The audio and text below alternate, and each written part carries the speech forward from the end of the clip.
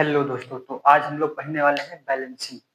Chloride कैसे लिखा जाता है, फार्मूला क्या होता है, एल्युमिनियम सल्फेट फार्मूला क्या होता है, एल्युमिनियम क्लोराइड होता है, बेरियम सल्फेट होता है, कैसे लिखा जाता है। अगर नहीं आता तो हम फिर से नए लेक्चर में बता देंगे अलग से। तो यहाँ पर हम देखते हैं बेरियम क्लोराइड। बेरियम फार्मूला क्या होता है, Ba। यहाँ क्या लिख देंगे, BaCl2 बेरियम क्लोराइड। अभी हम एक एग्जांपल में बता देते हैं कैसे लिखा जाएगा। बेरियम क्लोराइड हो गया, प्लस लगाएंगे यहाँ पर एल्युमिनियम सल्फेट Al2SO4 का होल थ्राइस। यहाँ पर थोड़ा दूर रखिए ताकि रिएक्शन करने में दिक्कत ना हो। Barium chloride plus aluminium sulphate और रिएक्ट करके दे क्या रहा है हमको, aluminium chloride. Aluminium chloride AlCl3 plus barium sulphate BaSO4। ये चीज हमको दे रहा है, ठीक। यहाँ तक किसी को दिक्कत होना चाहिए। तो हम बात करते हैं इस रिएक्शन में लिखा कैसे गया। हम भी तो कहीं से लिखे हैं, हमको भी तो सीखना पड़ा होगा कहीं से। बेरियम क्लोराइड जो लिखा गया है कैसे लिखा गया है, बेरियम क्लोराइड की वैलेंसी होती है 2, क्लोराइड की वैलेंसी होती है 1। इसको कैसे देखते हैं, आइए समझते हैं। बेरियम क्लोराइड की बात करते हैं तो बेरियम की वैलेंसी हो जाएगी 2, क्लोराइड की 1 होती है। क्लोराइड की 1 कैसे हुई, क्लोरीन का एटॉमिक नंबर 17, कॉन्फ़िगरेशन 2,8,7। यहाँ पर ये वाला जो लास्ट एलिमेंट का यानी कि वैलेंस सेल में गया है, यहाँ पर 7 है और 8 होता तो ये स्टेबल होता है। सब लोग लाइफ में चाहते हैं कि हम स्टेबल हो जाएं। स्टेबल होने के लिए इसको क्या चाहिए, एक इलेक्ट्रॉन हम कहीं से एक्सेप्ट कर लें। ये एक इलेक्ट्रॉन एक्सेप्ट हुआ, यहाँ पर क्लोराइड का है।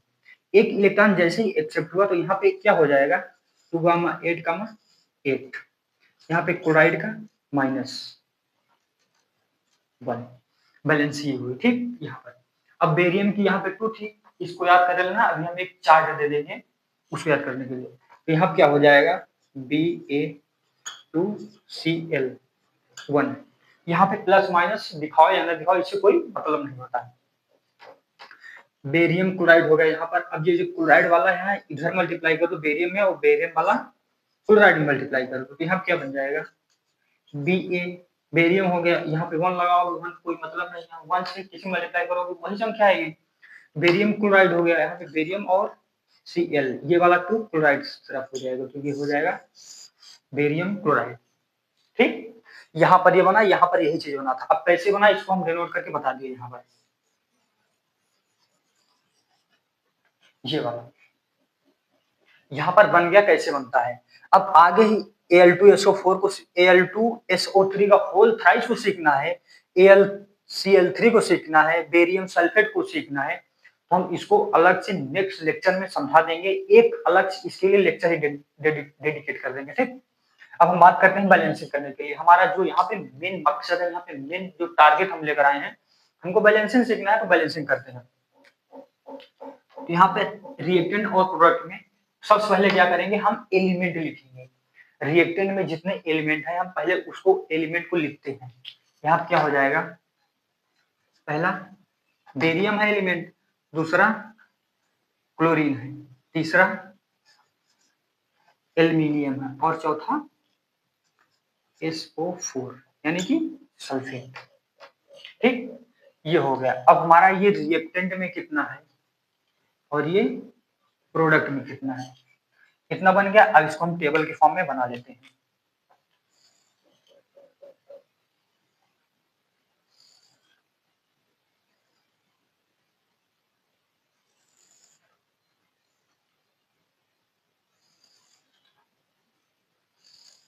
ये रहा हमारा टेबल के फॉर्म में।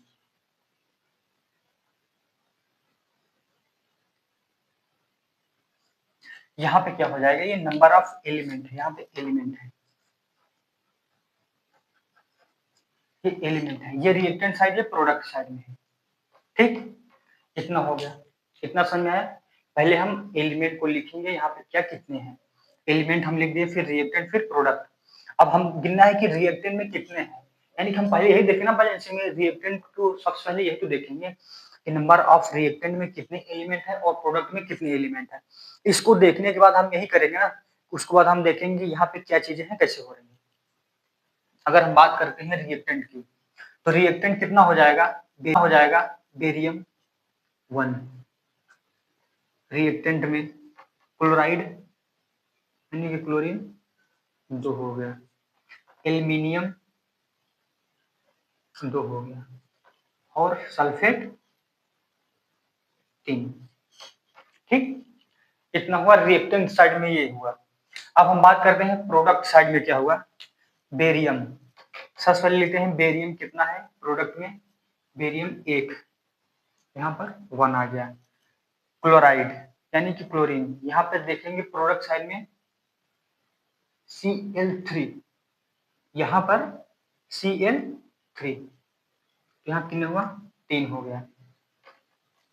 एल्यूमिनियम, एल्यूमिनियम की बात करें कितना हो जाएगा एल्यूमिनियम, यहाँ पर 1, और सल्फेट की बात करें तो सल्फेट कितना हो गया 1। अब क्या करें, यहाँ पे तो अनबैलेंस है, बैलेंसिंग करना है, हम यही करने आए हैं, बैलेंसिंग करने आए हैं। ठीक, हम यहाँ पर बैलेंसिंग ही करना है। अब देखते हैं बैलेंसिंग कैसे करेंगे। रिएक्टेंट लिख लिए, प्रोडक्ट लिख लिए, अब हम बात करेंगे कि रिएक्टेंट में और कितना प्रोडक्ट में। सबसे पहले कहाँ से स्टार्ट करते हैं, कोई भी एलिमेंट रैंडमली उठा लो, हमको बराबर करना है। पहले हम सबसे पहले लेंगे सल्फेट को। ठीक, सल्फेट यहाँ पर 3 यानी कि 3 है। अगर 3 सल्फेट है तो यहाँ पर प्रोडक्ट में 1 है, प्रोडक्ट में 1 सल्फेट दिया है, तो हमको यहाँ से 3 से मल्टीप्लाई करेंगे ताकि ये बैलेंस हो जाए। बैलेंस करने के लिए 3 से मल्टीप्लाई किए ताकि यहाँ पे बैलेंस हो जाए। अब जैसे ही हम यहाँ पे 3 से मल्टीप्लाई किए सल्फेट में, जैसे ही हम 3 से मल्टीप्लाई किए यहाँ पर 3 पे, वैसे ही बेरियम चेंज हो गया। अब बेरियम हमको कितने से मल्टीप्लाई करना पड़ेगा 3 से, यहाँ पर चेंज हो गया 3 हो गया। ठीक, यहाँ पर ये हुआ, इतना हुआ। अब क्या करेंगे, यहाँ पर ये बैलेंस हो गया, अब ये खराब हो गया यानी कि ये गड़बड़ हो गया, यहाँ पर इसको बैलेंस करना है। तो हम यहाँ पे अब बैलेंस करेंगे बेरियम को, बेरियम को यहाँ से कितने से मल्टीप्लाई कर देंगे। अगर यहाँ पे 3 हो गया, यहाँ पर ध्यान से देखो भाई, 3 हुए यहाँ पर, अगर हम 3 से मल्टीप्लाई करें तो यहाँ पर भी 1 हुआ। अब यहाँ से हम 3 से मल्टीप्लाई कर देंगे, यहाँ 3 कर देंगे, यहाँ पर 3 हो गया। अब बेरियम जैसे ही 3 हुआ, क्लोराइड में ऑटोमेटिक रिएक्टेंट साइड में, ऑटोमेटिक रिएक्टेंट साइड में जहां पर 2 से 3 से मल्टीप्लाई हो गया क्लोराइड में, अब रिएक्टेंट साइड में 3 से मल्टीप्लाई हो गया, तो यहाँ कितने हो गए 6 हो गए। अब यहाँ पर ये हुआ, यहाँ पे भी अनबैलेंस हो गया, यहाँ पर भी गड़बड़ हो गया। अब हम इसको क्या करेंगे, यहाँ पर ये बैलेंस हुआ, यहाँ पर 3, अब इसको हम यहाँ से 2 से मल्टीप्लाई कर देते हैं प्रोडक्ट साइड में, ये लो 3 2 जा 6 होगा। अब यहाँ पे क्लोराइड का प्रोडक्ट साइड में कितने से मल्टीप्लाई किए हम, यहाँ पर 2 से मल्टीप्लाई किए, तो यहाँ क्या हो जाएगा 2, यहाँ पर 2 हो गया, 2 से मल्टीप्लाई कर दिया। ठीक, अब जैसे ही हम यहाँ पे मल्टीप्लाई किए प्रोडक्ट साइड में एल्यूमिनियम को 2 में, तो यहाँ क्या चेंज हो गया, क्लोराइड को जैसे ही हम यहाँ से 2 में मल्टीप्लाई किए क्लोरीन में, तो ऑटोमेटिक किस में हो जाएगा, एल्यूमिनियम के प्रोडक्ट में, एल्यूमिनियम के प्रोडक्ट में 2 से मल्टीप्लाई हो जाएगा ऑटोमेटिक, यहाँ क्या हो जाएगा 2, ये चीज। ठीक, इतना हुआ। अब यहाँ पे हम देखते हैं कि कौन कौन से बैलेंस है, कौन कौन से बैलेंस नहीं है। बेरियम 3 3 बैलेंस हो गया, 3 2 जा 6 3 2 जा 6, ये बैलेंस हो गया क्लोराइड क्लोरीन। एल्यूमिनियम 2, यहाँ पे एल्यूमिनियम 2, यहाँ पर एल्यूमिनियम, सल्फेट 3 यहाँ पर और 3 यहाँ पर। तो ये चीजें हमारा बैलेंस इक्वेशन के फॉर्म में हो गया। कैसे, यहाँ पर हम क्या ऐड किए हैं, यहाँ पर 3 आया है, यहाँ पर कोई नहीं आया, यहाँ पर रिएक्टेंट में भी टच नहीं किया, यहाँ पे प्रोडक्ट में चेंज हुआ है, यहाँ पर 2 से मल्टीप्लाई किया और यहाँ पर 3 से मल्टीप्लाई किया। तो अब ये हमारा क्या है, रिएक्शन बैलेंस हो चुका है। ये रिएक्शन बैलेंस हो चुका, हम यहाँ पे क्या लिख देंगे, this reaction is balanced now. Now this chemical equation is balanced. ठीक, यहाँ पे पहले अनबैलेंस था, उसको हम बैलेंस कर दे। यहाँ पर फ्लो चार्ट, ये वाला चार्ट बना के अगर यहाँ करोगे तो आसानी से रिएक्शन का जो यहाँ पे बैलेंसिंग है वो कंप्लीटली हो जाएगा आसानी से। यहाँ पे पूरा कंप्लीटली समझ में आया, यहाँ पर कोई दिक्कत, इतना दिक्कत नहीं है। तो फिर हम आगे नेक्स्ट इक्वेशन की बात करते हैं।